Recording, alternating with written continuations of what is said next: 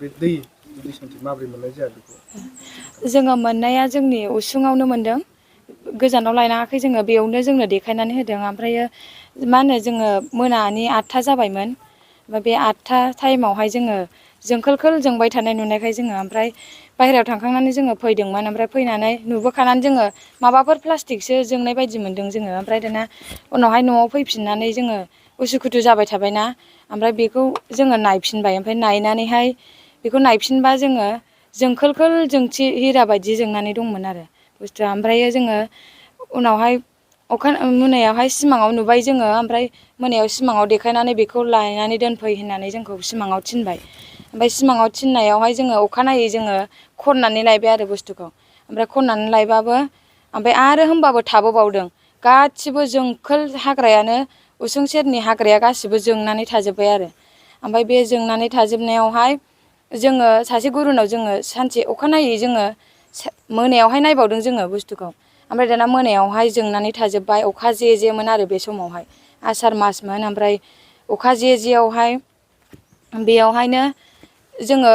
बुस्थुखौहाय जोङो मोनायाव नायबावनानै ओमफ्राय जोंनि गुरुनावहाय सासे गुरु दंमोन आरो बेनाव सोंहरबाय जोङो ओमफ्राय सोंहरनानै बियोथ' हिरासो होननानै बुंबाय ओमफ्राय बे हिरासो होननायाव जोङो गावसोर थिननाय बायदि जोङो मावदों आरो खामानिखौ जोङो बोखांनानै दोनफैदों न'आव ओमफ्राय थेवबाबो जोंबाय थादों बे जायगायाव जोंजोबदों ओमफ्राय जोङो सोरखौबा नुजानो गिनानै जोङो बयबो मानसिफोरा नुजानो गिनानै मोनानि समाव जोंजोबनाय नालाय ओमफ्राय जोङो नुजानो गिनानैहाय साथा खोबथेनानै दोनदोंमोन आरो बेखौहाय बेसे गोबाव जाखो मोननाया जों आसार मासाव मोनदों ओमफ्रायो 7 मासाव हाबबाय दा दा बे जिथु दै मुलिनि दैखौ रायजोफोरनो हरबाय नामा जोङो फार्स्टआवनो जोंनि गुरुआ थिननायखाय जोङो जोंनि न'खरावनो नायग्रोदों जोंनि न'खरावनो बेमार आजारखौ जोङो नायग्रोदों जोंनि माबायावनोहाय सिथर सिला जानायावहाय ओमफ्राय बेमार आजार दिनै जोंनि बिखुनजोआबो थाबायनो हायामोन आथिङानो सिनस्रि सानाय आथिं सानाय थाबायनोनो हायामोन गग्र' गथ'सो थाबायोमोन ओमफ्राय बेवहायनो जोङो न'आवनो ट्राय नायग्रोदों गुरुवा थिननायखाय जोङो ओमफ्राय बयनिबो थाखाय माने हरसिगोन नामा औ दिनैनिफ्राय जोङो दा गुरुवा जोंखौ बायखो होनायलाय जोंखौ हरनो थिननायखाय गुबुनफोरनि बेमार मुनुस मायाफोरनि बेमारखौबो फाहामनो हागोन नोंसोरो बेजोंनो होननायखाय जोङो दा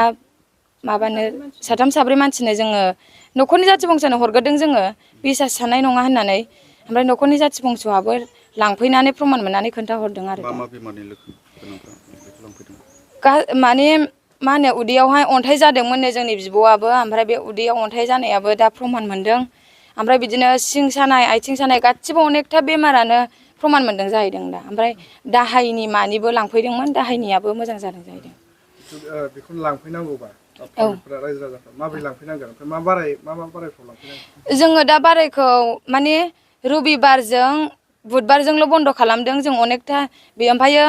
दस्रा बारायावबो जोङो हरनो हागोन ओमफ्रायो पुर्निमा अमाबैसायाव जोङो बन्द' खालामदों नेमखान्थिफोर दं नामा माबाफोर दङ नेमखान्थिया गय जरा फाथै जरा लाबोनांगौ ओमफ्रायो बिदिनो मन्दिराव जेरै लानानै फैयो बेफोरबायदि लानानै ओमफ्राय बथल लानानै फैनांगोन आरो दिंग्रिनि बथल लानानै फैनांगोन जिथु बै मुलिखौ कवाटार मा नाम होननानै मिथिदों बेखौ जोङो हाथरखि होननानै मिथिदों जोंजोबो औ जोंजोबो गासिबो जोंख्लाबजोबो ओमफ्राय सिगाङावथ' गिदिर जोंथारोमोन मा गामि बेयो बेयावबो 1 नं बरथिनालि सालबारि बे गामियाव नोंथांनि न'आव फैनो थाखाय बबे बबेजों हाबफैनांगौ जोङो बेयावहाय जोङो माबानिफ्रायनो सामथाइबारिनिफ्रायनो ओरै सिद्दा रुनिखाथानि सिद्दा फैबानो हाबथिनालि होननाय मोनसे गामि दङ बे जायगायावहाय 1 नं बरथिनालि सालबारि बेयावनो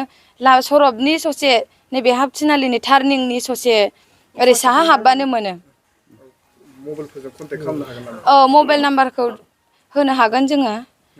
नाम्बारा 7637973729 बे फन खालामबानो बे मोनगोन नाम्बाराव फन खालामबानो जोंनियाव लांफैनो हागोन खेबसे बुंफिननो हाबावगोन 7637973729 ओमफ्राय आथिं आखाइ सादोंमोन आं दाख्लै खनसे लांजेननायावहाय आं एसे आन्दाज मोननाय बायदि मोनदों